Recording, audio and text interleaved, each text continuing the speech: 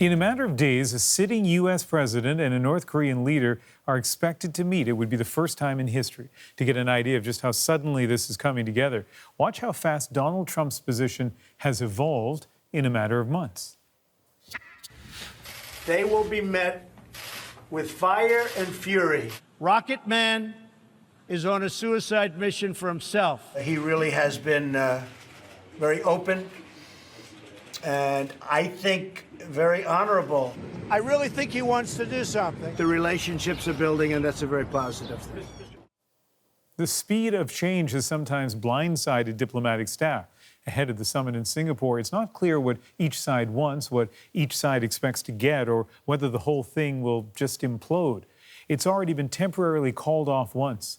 Susan Ormiston connected with Pulitzer Prize-winning New York Times journalist Nicholas Kristof for his read on this high-risk diplomatic dance.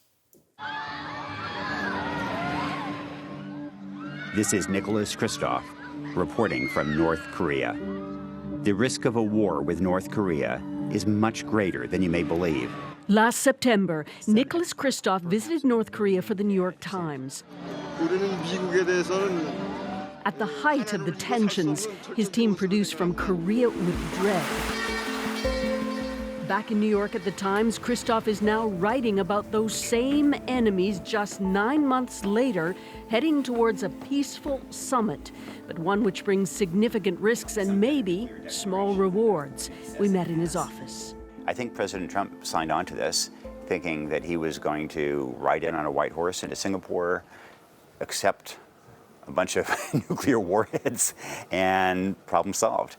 Now it seems to have devolved something more like a get-acquainted meeting, which is something that North Korea has wanted to do for decades. So I think we were played, we meaning the U.S., I think the U.S. was played by North Korea and to some extent by South Korea, but it's an awful lot better than firing missiles at each other. So, how did the politics shift so dramatically from threatening missile tests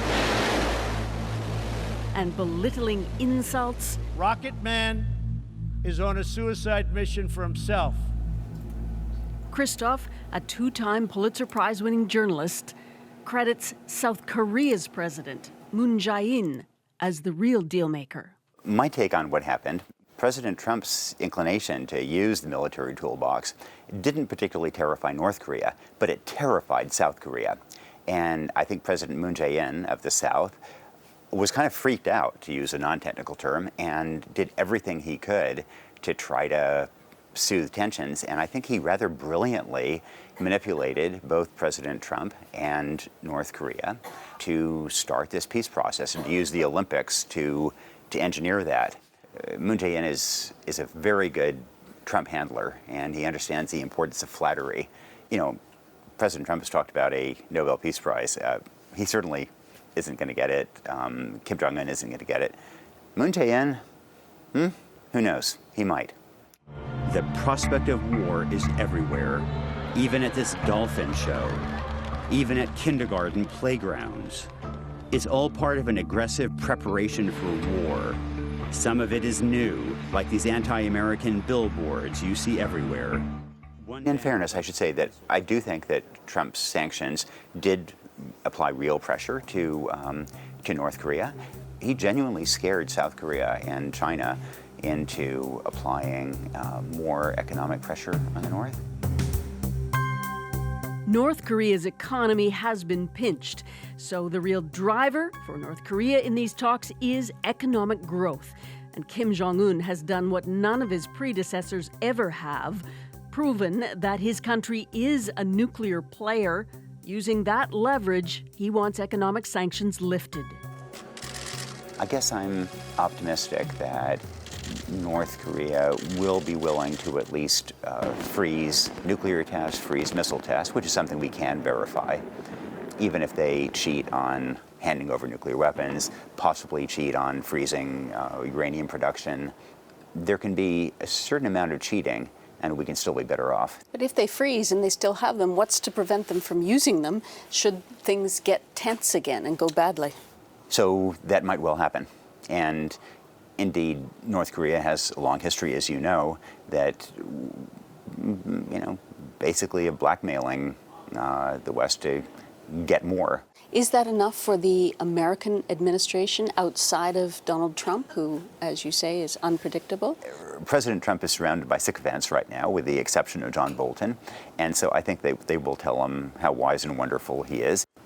Democrats will point out the hypocrisy of being buddy-buddy with Kim Jong-un. At the same time, he's walking away from a much more rigorous deal with Iran. They'll also point out the hypocrisy of making nice with North Korea at the same time that he's busy antagonizing Canada, Mexico, and Europe. On the other hand, if you've got a crazy uncle in the attic, you're just kind of relieved when he's not blowing things up at any given moment. That's setting the bar low. It's very low. Last fall in North Korea, Kristof heard repeatedly what North Koreans think of the U.S. president. 우리 미국 국민들이 나빠서가 아니라 그 트럼프 놈의 새끼가 깡패 같은 놈의 새끼가 하는 정치를 따르는 그런 No one around here misses a chance to disparage Trump. But that was then. Last week, it was all charm between Trump and the North Korean delegation visiting Washington. So which will it be at the summit? You've clearly stated that talks are better than tanks. But what's the risk of the Singapore summit? One of the great risks, I think, is that this whole process collapses. I mean, a diplomatic process should not begin with a summit. One diplomat talks about how the job of leaders at a summit is to pull rabbits out of hats, and the job of the Sherpas preparing for the summit is to stuff the hats with the rabbits. And there isn't really time for that. So when they blow up at a presidential level, then it's very hard to pick things up.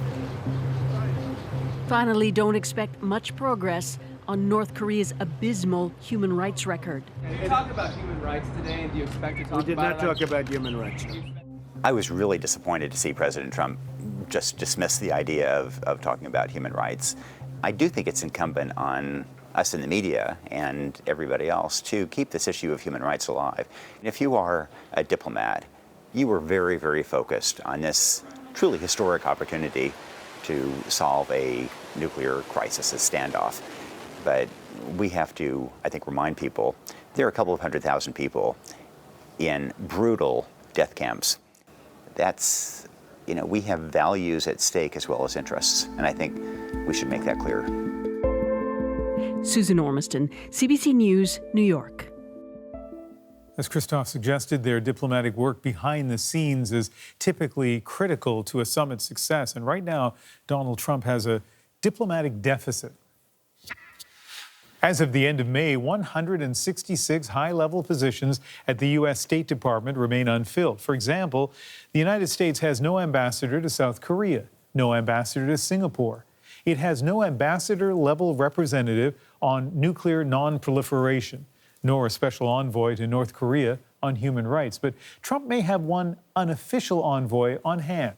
Happy birthday to you. There are unconfirmed reports that Dennis Rodman will be at the summit. The former NBA star, known for his bizarre antics, has gone to North Korea several times and is friendly with Kim Jong-un. His role, if any, in Singapore is not clear.